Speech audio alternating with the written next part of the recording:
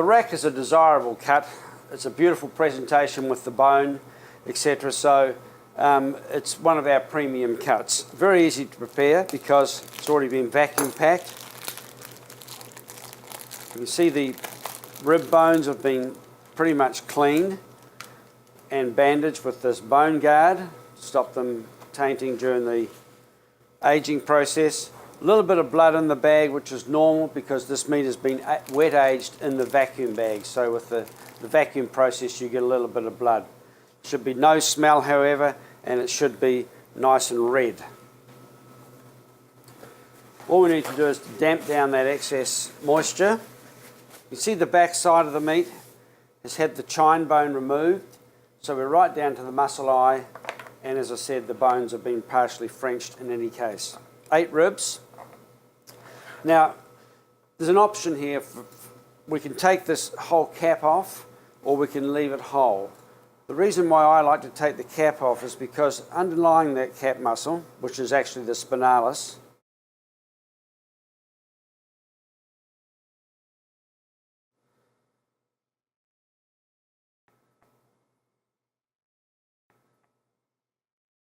take that off, we can see there is a heavy shield of silver skin underneath that.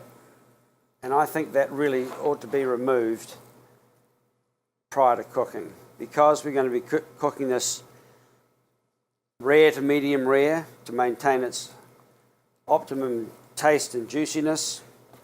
That silver skin is not going to break down, so it's best to remove it physically. So it's an easy enough job to do. Just take a sharp boning knife, get it underneath that silver skin, and then just take it off. See, it comes off quite easily. And then we have just that little bit of silver skin trim. Now, people often say to me, one eye of the muscle is bigger than the other. That is just the natural physiology of the animal. There's nothing you can do about that. But when you're cutting them, either for cutlets, double cutlets, or to cook as a whole piece, you just start cutting from this end tight, and then as you get down through the muscle, you open the muscle up so you get the equivalent amount of meat on the end of each rib, and therefore your portion's going to be even.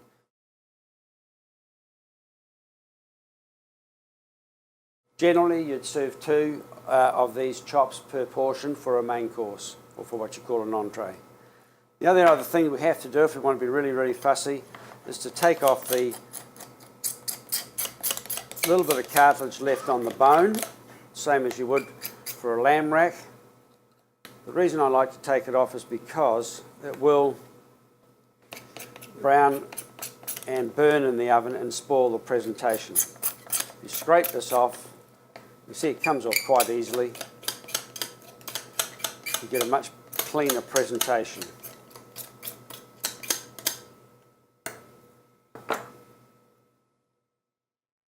You see the difference between those and those. So when that cooks now, those bones will bleach and it gives a much nicer presentation on the plate. So that is the rack pretty much complete, except for the spinalis.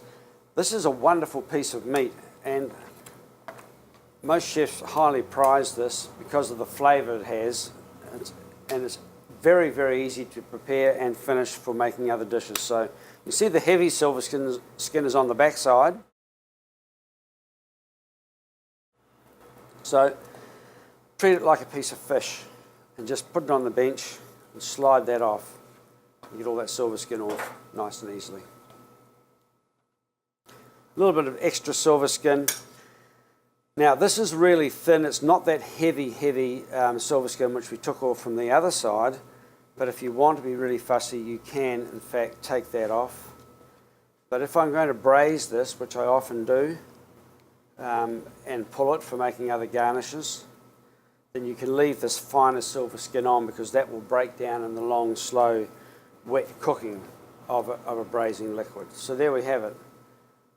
It's really, really tasty, and I often use this for making garnishes or making a sort of a garnish or an additional dish to add to the main course. So you're adding all the protein back to the dish and we'll do that later on when we make some of our recipes.